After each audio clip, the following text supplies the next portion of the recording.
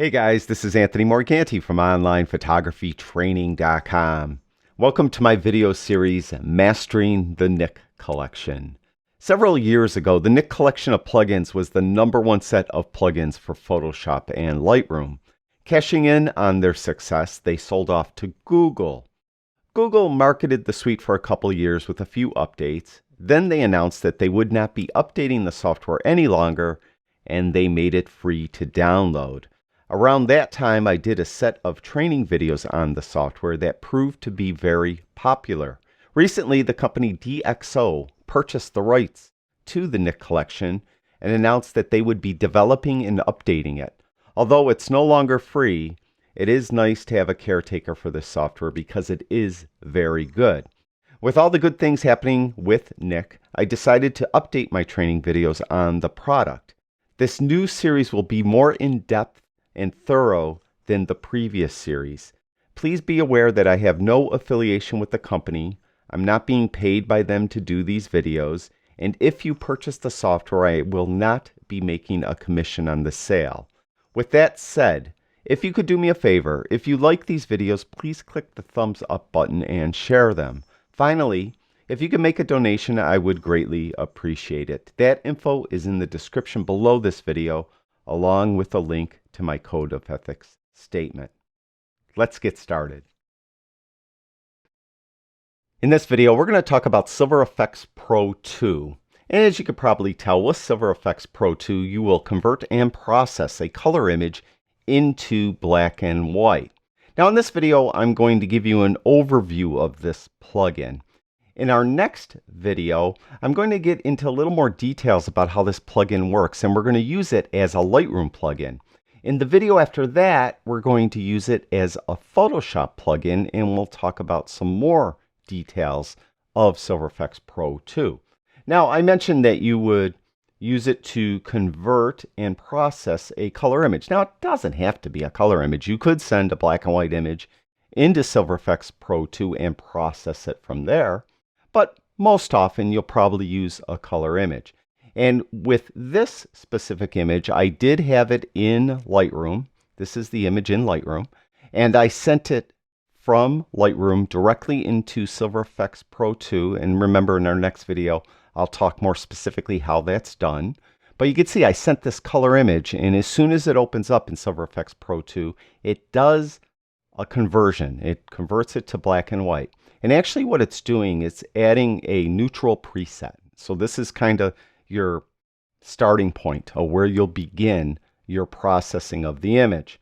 Now, a little bit of an overview of the workspace. It's pretty much identical to Color Efex Pro 4, if you remember those videos. In this left-hand side, you can see we have a preset library, and there's 38 different built-in presets. And that first one, 000 neutral, that is the preset it adds when you send an image into Silver Efex Pro 2. It's going to add that preset right away. And it's just pretty much a basic black and white conversion. Now, I mentioned there's 38 presets. They have them divided up into 3 different groups. They have 11 in modern, 15 in classic, and 12 in vintage. Now, there's a couple other groups here recently used in favorites. Like Color Efex Pro 4, it's very easy to favorite a preset. If you find that you're always using a certain preset over and over, you can make it easier to find by just clicking on the little star that is below the preset next to the name of the preset. In this case, for 000 neutral, if I click on that little star, it adds it to favorites, and then I could just go to this favorites tab, and it will be right there, easier to find maybe. If you want to remove an image from favorites, just click on that little star again, and it will take it out of the favorites tab. Now, there's also recently used, as you use Silver Efex Pro 4, it will start to populate this recently used tab with the presets you recently used. Now, you could just, get in here and add a preset. It's super easy, and you'll be done if that's what you want to do. For example, if I like this one, number 5, High Structure Harsh, I simply need to click on it, and it will adjust the image into that high structure harsh look. Perhaps maybe I would prefer something else. Let's go down and try this push process. We'll click on that, and there is the push process preset. So you could come in and you could just look through the presets and see if you see one that you like, and you're done. Now, if you're like me, you probably will use a preset maybe to get you close to what you want, and then you're probably going to want to adjust it to make it more your style, or at least more to your liking. And that's when this right hand column comes in. These are all the adjustments, and you can see there's 5 different tabs of adjustments, and there's numerous sub tabs within those tabs. We're going to talk about those in a minute, but that's what you would do. Typically, what I do, at least, I pick a preset that I kind of like, and then I come over here and I make it more my own. Once I do that, if I find I'm doing that all the time and I'm doing a very similar look all the time, I could create my own preset. And right down here where it says custom, if I want to, I would come in here, and after I'm done with my adjustments in the right hand column, where it says custom, I would just click this little plus sign and give my preset a name and click OK. And then it will add it to this custom tab. So I could very easily save a lot of time if I find that I'm doing a similar style all the time by creating my own custom preset. Below that is an imported tab. If you find anyone selling Nik presets, Silver Efex Pro 2 presets, or they're giving them away or whatever, you could import them here. Just click on this little plus sign, and your Finder, if you have a Mac, will pop up, or Windows File Explorer will pop up. I'm sorry, if you had a Windows computer, drew a blank, and then you could navigate to where those presets are and load them in from there.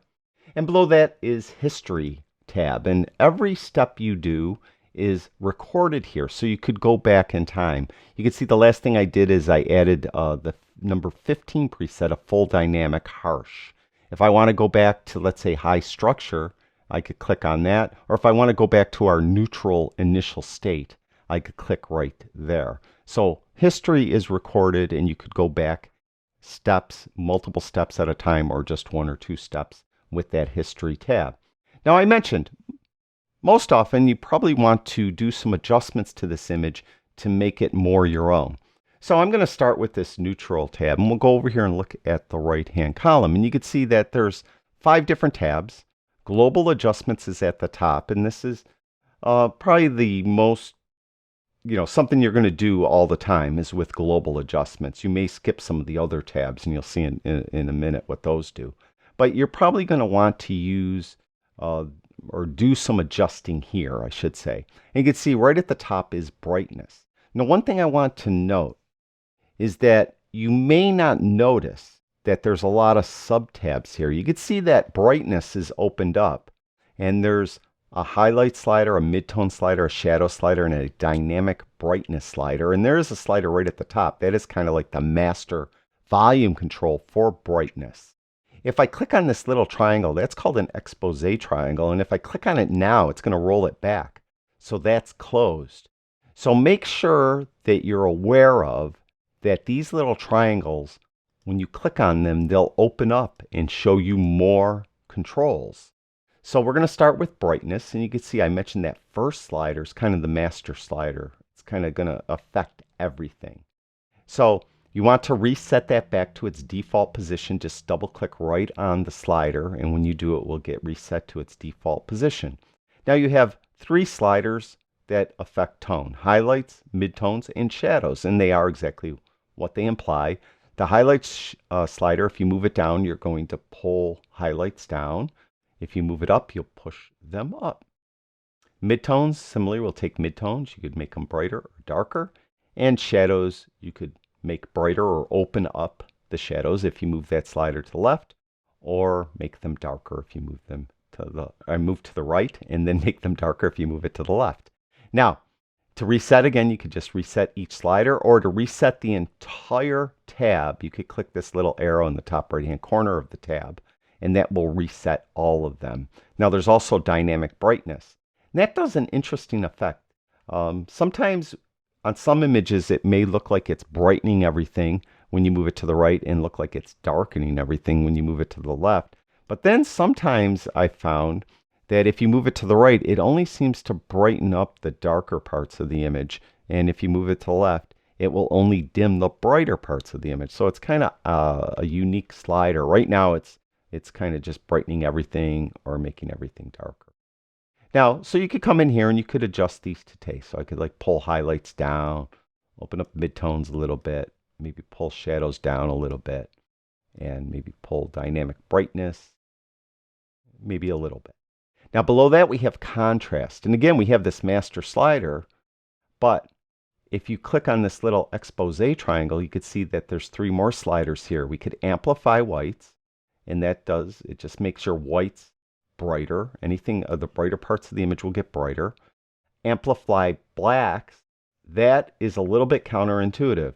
If you click on this and move it to the right, you're actually going to make your blacks or the darker parts of the image darker.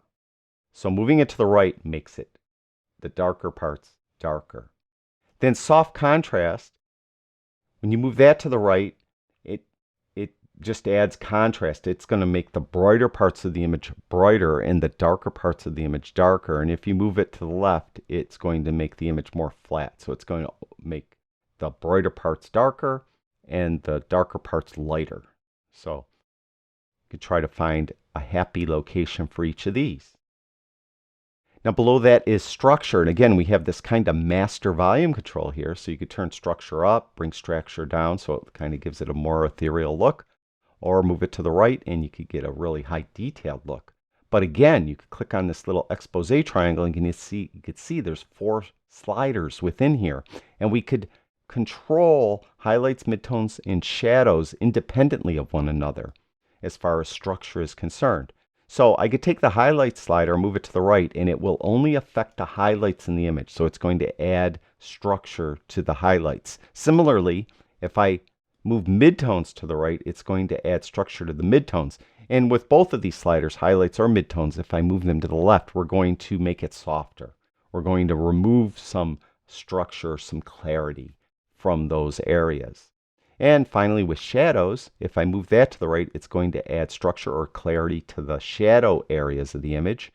And if I move it down, it's going to make it a little softer in the shadows. And again, this top slider is kind of the master volume control. And you can just bring everything up with that. Finally, with fine structure, if you have an image that has a lot of fine detail, you may find that the fine structure slider is a better choice to use because it will just really affect the finer parts of the image. So the real fine detail that's in the shot will get affected with this. And you can see it's affecting the clouds quite a bit in these little detail areas. And you can probably see in the trees and the grasses a little bit as well. So that is the structure section of the Global Adjustments tab. Now, we have some tonality protection. We're going to talk about this more in our next couple videos. But sometimes when you adjust all this stuff, you may come to find, well, I like what it looks like, let's say, in the midtones and the shadows, but the highlights just don't look right. Well, if that's the case, you could go to this highlights tonality protection slider, move that to the right, and it will remove a lot of the adjustment you did to any of the highlight sections when you move it to the right. Similarly, if you find that you don't like what the adjustments did to the shadows, you could protect the shadows by moving this slider to the right. So you can see how it's kind of removing, it's a little more obvious there. It's removing all the adjustments we did up here, or at least lessening the adjustments we did to the shadows with that slider. So that is the Global Adjustments tab. Below that is Selective Adjustments. Now these are control points, and although they are applied the same way as the control points were applied in Silver Efex Pro 4, the control points here are a little bit different. And we're going to get in more details with control points in our next video, but just to give you a quick overview, if you want to add a control point somewhere, that means you want to affect a very specific tone or structure to area, like a very specific tone or texture, I'm sorry, of an area. what you could do is click on this little box and you could see your cursor turned into this bullseye. Let's say I want to affect these bright grasses that are here. So I would just click right on the grass right there. And you could see we have this multi-slider control point. Now, the first one is the size of the control point. We covered this in Color Efex Pro 4. This is the area of influence that this control point will have. It's going to, where I clicked it, that tone and that texture, it's going to look for that. And that's what these sliders below it will affect. Now the first one is BR, that's brightness. So we can make those brighter. See how it's affecting mainly those grasses where I clicked. Not affecting the sky as much. Okay. Below that is CO.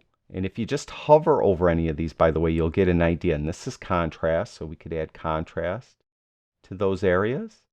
And below that is ST, and that's structure. We could add structure, again, to those areas. Now, if you look very carefully, you probably can't see it very well because it's being camouflaged by the grass. There's a little expose triangle here. If I click on that, we get 4 more sliders. We get AW, that's amplify whites. So we could bring the brighter parts, make the brighter parts brighter if I move it to the right.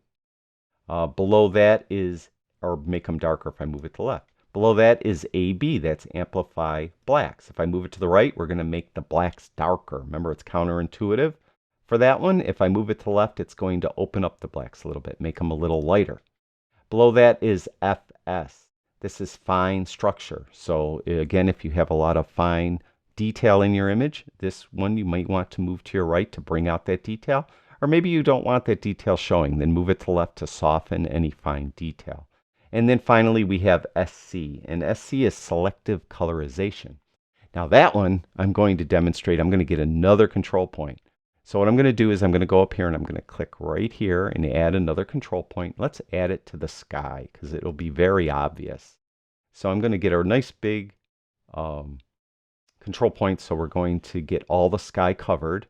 And this SC, where it says selective color, if I move that to the right, you'll see that the blue starts to come in. So where I clicked is a blue sky. So the area influence is pretty much the entire image. I have a huge circle there. You can see I could bring it down so it only affects part of the sky. Or I could bring it up so it affects all of the sky. So that's selective color, and that's something you may be interested in doing. I don't know.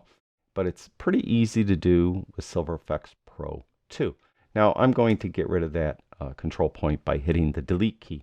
Now there's a lot of little things here that I covered in Color Efex Pro 4, and I don't want this video to go on 3 hours because this is an overview, but we're going to get into more detail with control points in our next video, and I'll talk more specifically about all this other stuff here. Below that is color filter. Those of you that shot film like I did, and still do, you know that if you use black and white film, you could put a color filter on your lens and it will influence the tonal range of the film or what the film will be exposed to. For example, if you want to make your skies more dramatic, we would often put a red filter on our lens. Even though we're shooting black and white film, the red filter would bring out the blue, it would make the blue darker and give more contrast in the sky. And as you look here, you can see that we have these little presets, and it's pretty easy. This gray one, that's nothing. That's like no filter at all. Then we have red, and I mentioned a red filter. So we'll click on that, and you'll right away see the sky gets more drama added to it. And that's pretty much the same thing that would happen if you were shooting black and white film and you used a red filter.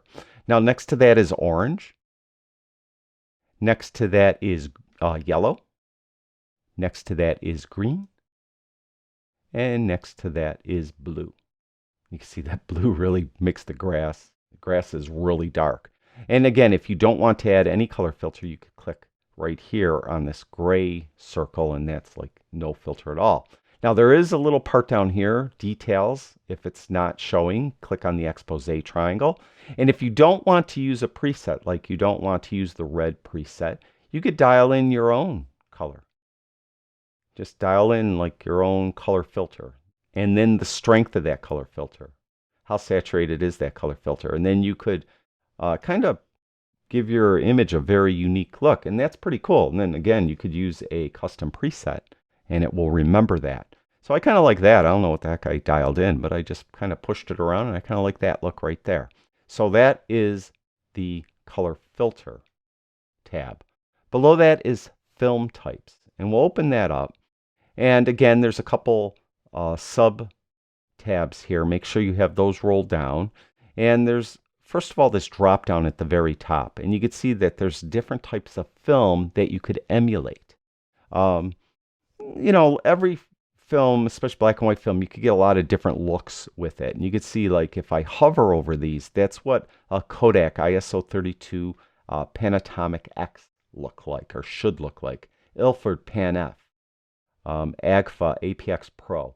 And so you could just go through and see if there's a film type you like. And you'll notice as I'm doing this, you can see down here there's a curves section there, and you can see that moving around. Let's just pick one. Let's pick, I don't like that one. Okay, let's say I like this Agfa APX Pro 100. And I click on that, and what it will do is it will actually move the grain slider to give you the same type of grain that I would have probably got with that Agfa APX Pro 100 film. And the softness or hardness of the grain, you can see it's a pretty hard grain, so it's moved to the right. Then the sensitivity, the black and white films will be sensitive, more or less sensitive to specific colors of the spectrum. So a specific type of black and white film might be more sensitive to the blue sky and make it brighter, let's say, and less sensitive to green grass and make it darker. Well, you could come in here and fine tune that. For example, if I go to the blue slider and I want to make this blue sky, I know that sky was blue, and I want to make it darker, I could move this to the left. So it's going to make whatever was blue in the image darker. Similarly, if I want to make the green grass brighter, I could go to this green slider, move that to the right, and it will brighten up the green grass. Now, there was a lot of yellow in this color shot, if you remember. So I could go to this yellow slider, and I could move that to the right, and I could make that. And you can see that one has more of an effect.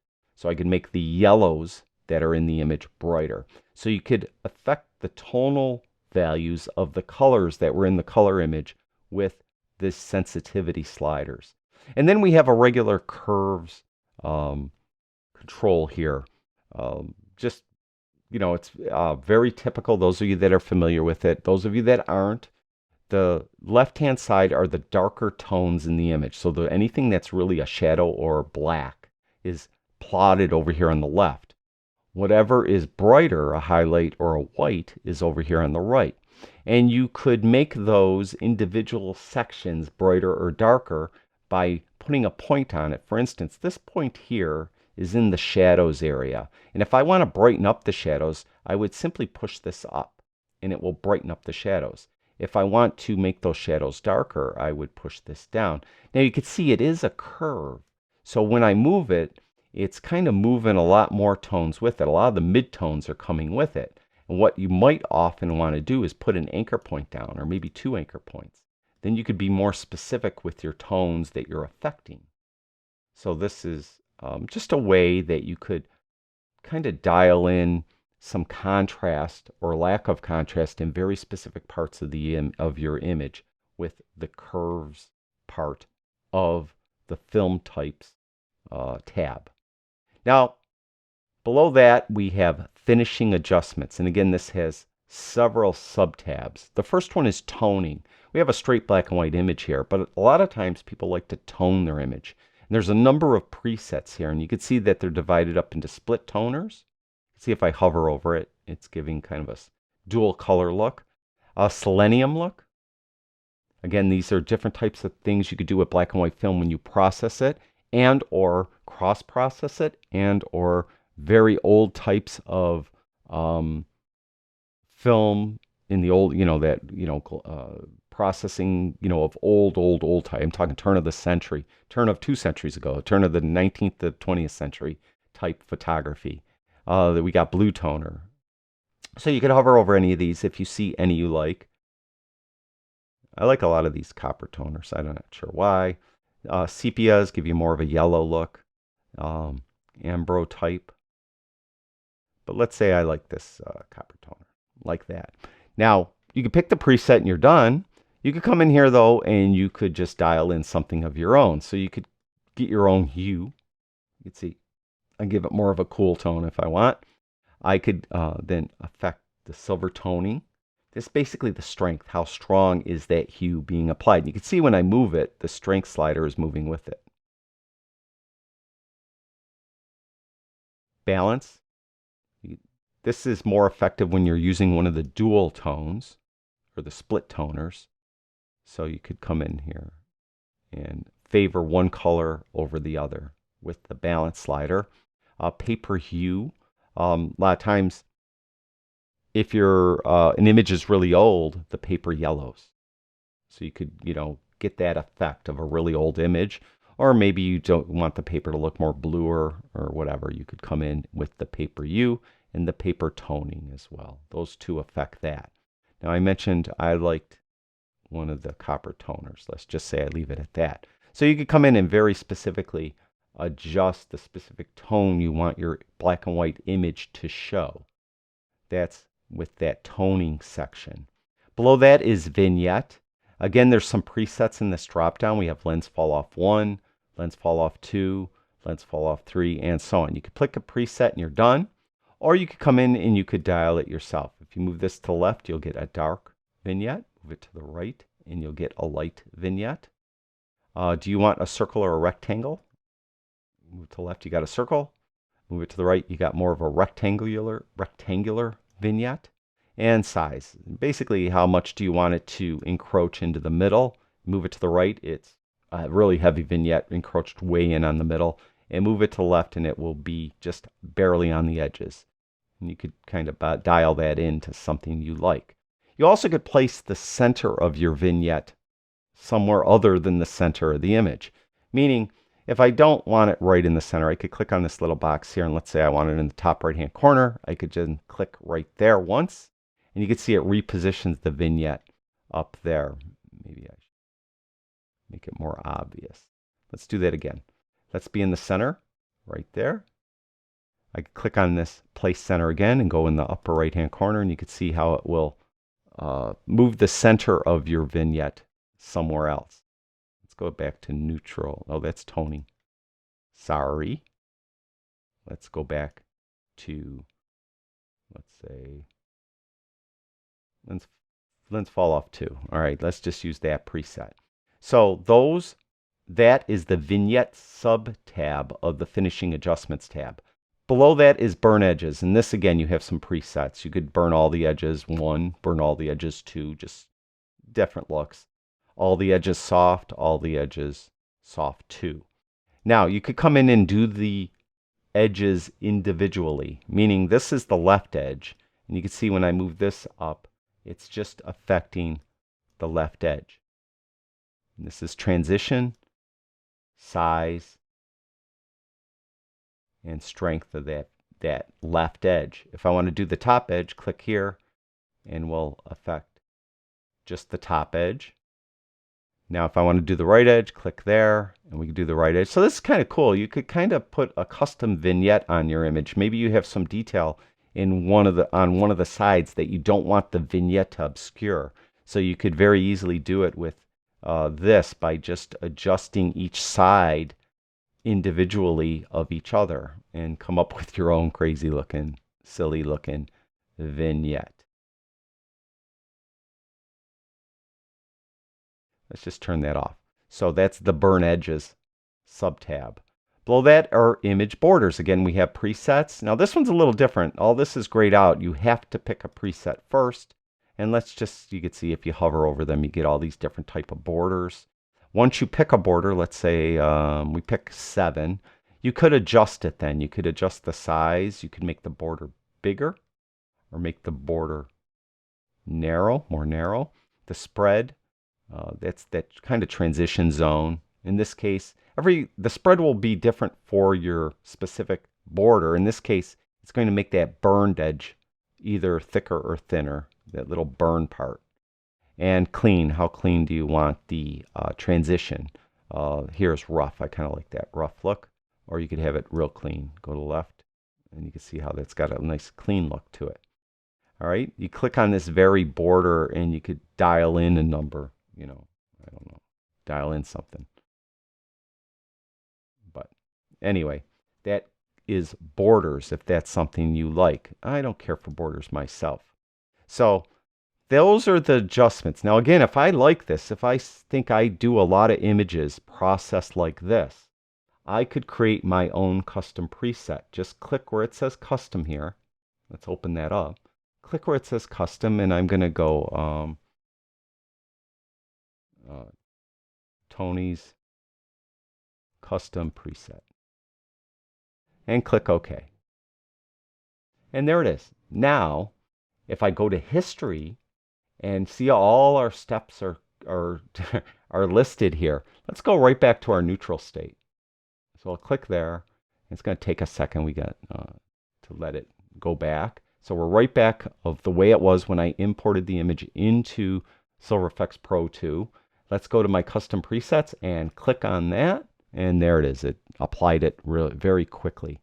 Now, when you're done, you just click Save. And because I sent this over as a Lightroom image from Lightroom, it'll just reopen up in Lightroom. And we're going to cover that in our next video. I'm going to show you how to use Silver Efex Pro 2 as a Lightroom plugin, and we're going to get really specific and into more detail about selective adjustments, also known as control points. So look for that in our next video. Thank you, everyone that watches my videos. I truly do appreciate it. I'll talk to you guys soon.